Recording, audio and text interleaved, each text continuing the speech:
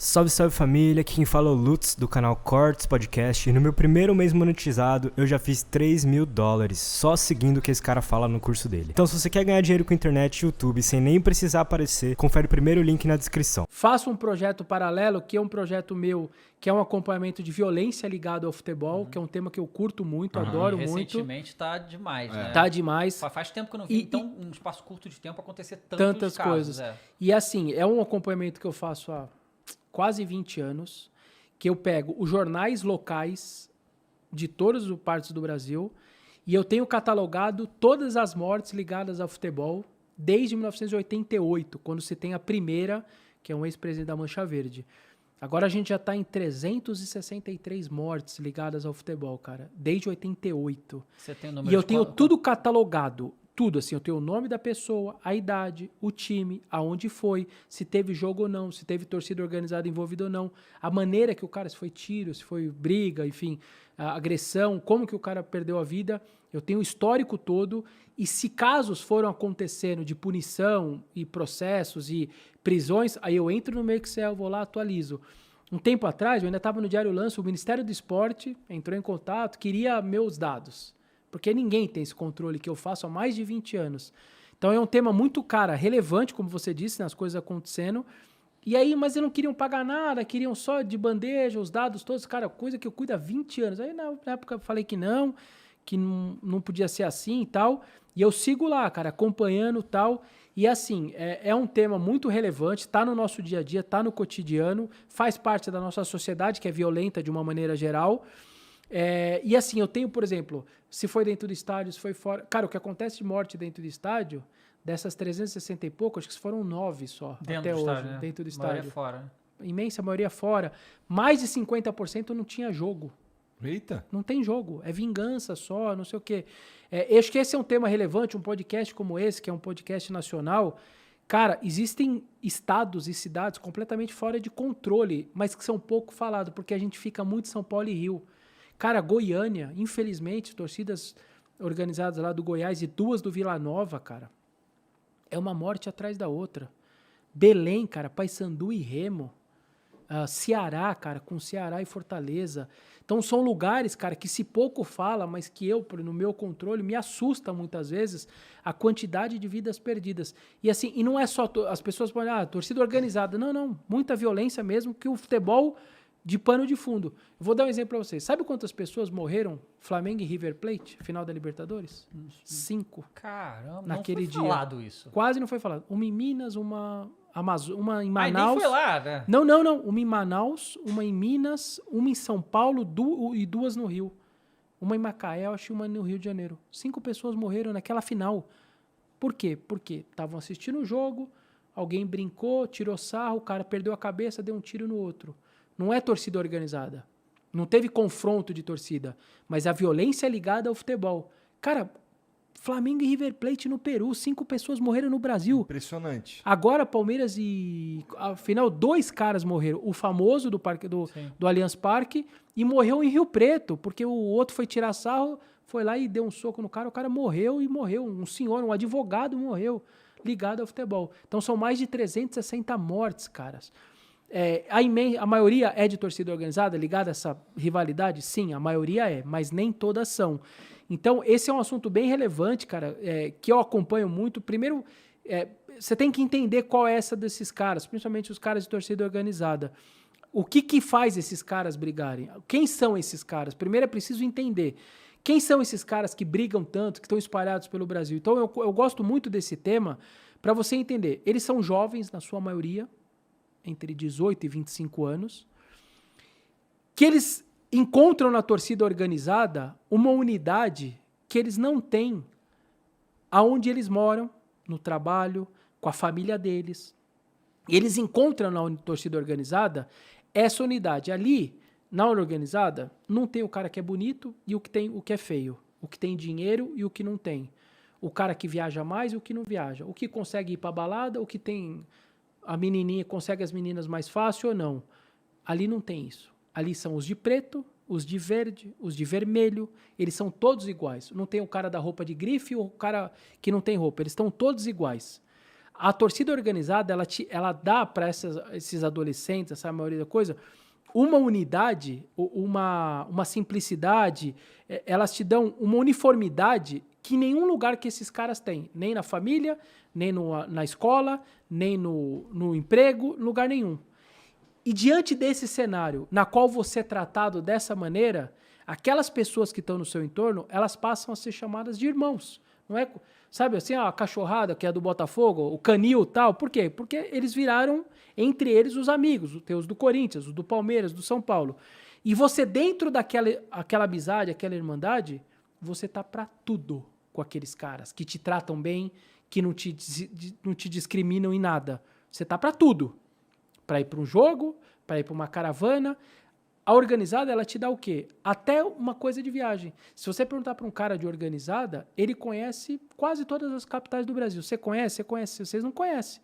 Por quê? O cara pagou lá 80 pau, 100 pau, pegou um ônibus, foi para Maceió, fez de Corinthians e CRB. Foi lá, curtiu a praia, conheceu a praia, assistiu o jogo e veio embora. Ela te proporciona muitas coisas legais. O samba num sábado à tarde.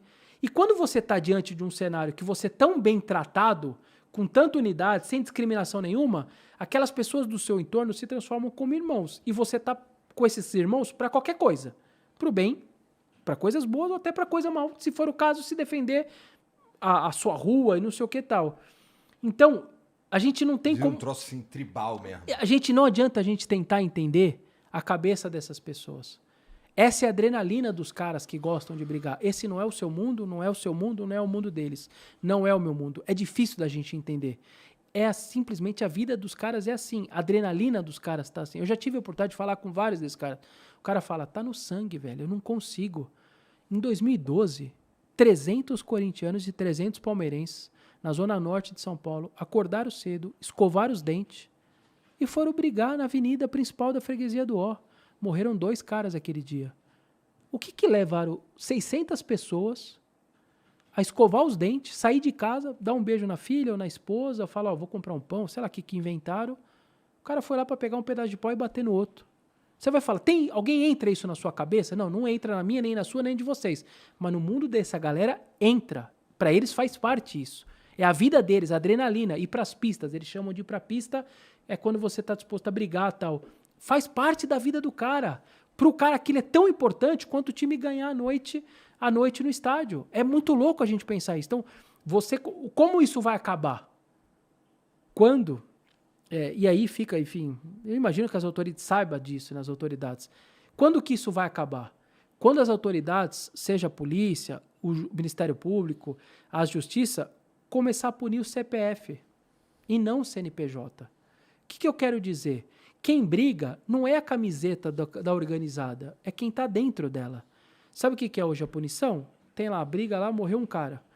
No outro jogo a faixa está proibida e a bandeira está proibida. Não, eu te perguntar, desse isso número quando que você tem. Isso quando tem um... alguma coisa. Não, eu pergunto, dessas 360 mortes que você registrou e tudo, quantos foram presos? 15% mais ou menos. No Excel eu tenho que filtrar lá, mas são uns 15%. Né? Eu acho que tá aí, isso, o problema, né? É isso, é impunidade. Sabe por quê? É o seguinte, vamos dizer que hoje, pegue aí todas as organizadas, você tem uns 5 mil que querem brigar, espalhados aí pelas organizadas. 5 mil dispostos a brigar, que gostam dessa... Teve a primeira briga.